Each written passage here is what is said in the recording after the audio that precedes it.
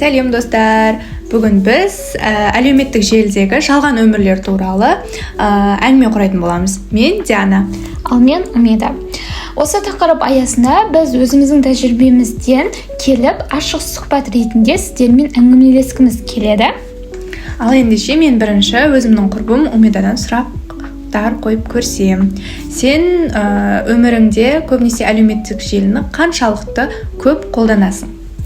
Негізі қазіргі таңда әлеуметтік желіні өте көп қолданып жатқан сияқтымын.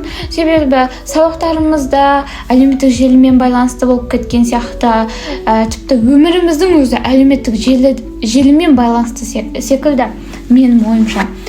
Бірдеңе сыйлықтар алсақ, или бір отырыстарға барсақ болды, барлығымыз телефонмен камераны ашып, бір-бірімізді суретке түсіріп бастаймыз. Барлығында сондай сияқты.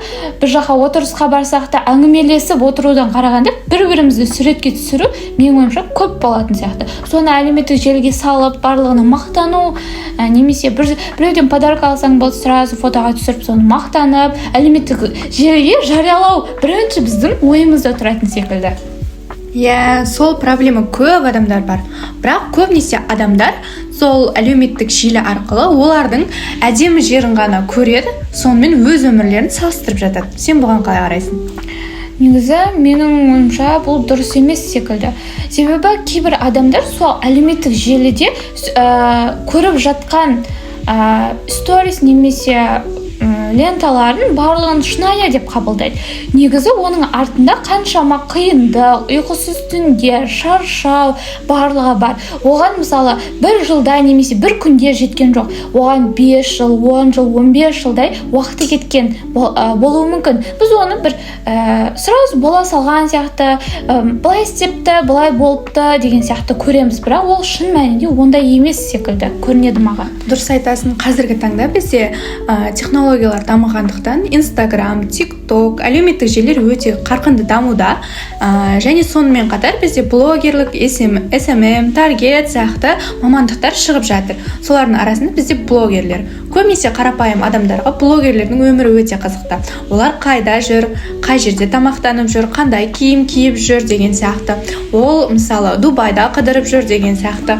Соларға қарап отырып, біз өзіміздің өмірімізге қараймыз да, мыналар өте керемет жүр, өте қызықты сияқты, осылардың өмірі бал ғой, біз не істеп жүрміз деген сияқты ойланып жатамыз. Бірақ шынайы өмірге келетін болсақ, олар да өте әлеуметтік желіде өздерінің өмірлерін керемет ретінде көрсетіп, тек қаралым ретінде ғана көрсетуді ойлайды. Дұрыс айтасың. Себебі блогерлер келісім шартқа отырады ғой негізі. Сол бойынша оларды шетелге шығартады, немесе әртүрлі подаркалар келеді, или бір ойындар ойнатады, машина береміз, ақша береміз деген сияқты. Солар бір адамдарға қызық секілді көрінеді, бірақ оның шын мәнінде артында қандай не жатқанын ешкім білмейді. Мысалы, олар өзінің еркімен шетелге шығып жүрген жоқ қой, себебі оларда бір келісім шарт бар. Сонымен ғана жүретін секілді менің ойымша. Осы қазіргі актуальды біздің темамызда тек көбінесе қыздарда кездесіп жатады деп ойлаймын. Әсіресе менде де болды ондай жағдай. Мысалы, мен бір стористік өмірге кіріп кететін кездерімде болады. Мысалы, күніне 20 рет өзімді түсіремін. Қай фильтр жақсы, қандай ракурс жақсы, қандай ракурсты қойсам өзімді әдемі ретінде көрсете аламын деген сияқты. Солай өзімнің уақытымды көбінесе сол әлеуметтік желіге өзімді қалай көрсетемін деген нәрсемен уақытымды құртып аламын. Негізі барлық қыздар сондай шығар. Мысалы, менде де сондай бір подарка немесе бір отырысқа барсақ болды, барлығымыз телефонымызды ала жүгіреміз ғой, камерамызды ашып, бір-бірімізді фотоға түсіріп, ана жақта тамақ келіп тұрса да бізге қызық емес. Бірінші очередь солармен бірге суретке түсу, немесе сол суреттерді әлеуметтік желіге салу болып кетеді ғой. Негізі барлық қыздар сондай шығар. Ең жаманы, бұл жерде ең жаман нәрсесі, өз өмірімізді сезінбей қаламыз, шынайы екенін білмей қаламыз. Шынайы сәттер өтеді, ал біз камераны үнемі ұстап жүреміз. Дұрыс айтасың. Шынайы өмірді сезіну керек секілді. Мысалы, камерасыз немесе монтажсыз өмір сүру керек секілді. Мысалы, бір сәтіңді видеоға түсіріп, оны монтаждап, әлеуметтік желіге саласың, мысалы 30 минуттық бір видео саласың, оны адамдар көреді, вау деуі мүмкін, бірақ ол сен үшін бір маңызды бір сәт болып қалу керек секілді менің ойымша.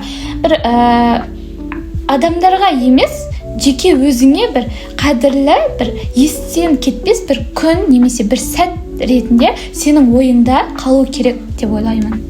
Сол үшін де осы подкастты түсіргіміз келген шығар. Әсіресе қыздарға, жасөспірімдерге мына нәрсені айту керек сияқты. Онлайн өмір ол тек монтаждалған үзінді ретінде, ал бірақ сен өзіңнің өмірің ол шынайылық. Оны ешқашан біреудің өмірімен, біреудің жалған өмірімен, жалған көріністерімен салыстырмауың керек деп. Дұрыс айтасың. Шынайы өмірді сезініп өмір сүрген әлде қайда жақсырақ қой негізі, монтаждық өмірге қарағанда. Адамдармен сөйлесіп, олармен коммуникация жасау арқылы сен бір осы өмірдің қаншалықты маңызды әрі қызықты екенін сезіне бастайсың. Негізі тағы да бір дүние бізде онлайн жаңағы әлеуметтік желідегі, ол өзімізді сын пікірлерді өте қатты көп қабылдай бермейміз. Мысалы біреу жаман пікір жазып жатса, сразу көңіл күйіміз түсіп кетеді. Ол неге айтты, не үшін айтты деген сияқты. Ол сіздің өміріңізді білмейді де, сезінбеді де, сізге не айтып, не қойған негізі өзіне айтып та көрмейді деген сияқты. Дұрыс айтасың. Осы пікірлермен кейбір қыздарға қатты тигені соншалықты қыздар депрессияға түсіп кетеді кейбір жағдайларда. Менде ондай сәттер енді өзімде болмаған, бірақ таныс қыздарымда көп ұшырайтын. Сондай бір комментарий, бір видео жүктейді әлеуметтік желіде. Сосын сол комментарияны оқып отырып, сосын осы кісі осылай жазыпты, осы былай жазыпты деп, сол күні депрессияға түсіп кетіп, содан шыға алмай жүреді. Сонымен біз бұл жерде өзіміздің әлеуметтік желідегі жалған өмірлер, оларға көптеген қызығушылықтар таныту туралы әңгімелестік. Бізде көбінесе идеалды образдарға еліктеу бұл өте жақсы емес әдет деп қабылдаймыз. Көбінесе өзіміздің шынайы өмірімізбен сүру, шынайы бақытты болуға ештеңе жетпейді. Біздің айтқымыз келген негізгі ой бұл: өз өміріңді өзіңнің уақытыңмен, өзіңнің ритміңмен өмір сүруді үйрен. Онлайн образ бұл шынайы сен емес, соны түсін. Баланс сақтасаң, әлеуметтік желі сен үшін пайдалы құралға айналады. Сен әлеуметтік желіні телефонда тек қана құрал ретінде көретін болсаң, сен шынайы өмірге бейімделе аласың, шынайы өмірдің бар екенін сезінесің. Подкастымызды тыңдағандарыңызға рахмет. Келесі кездескенше.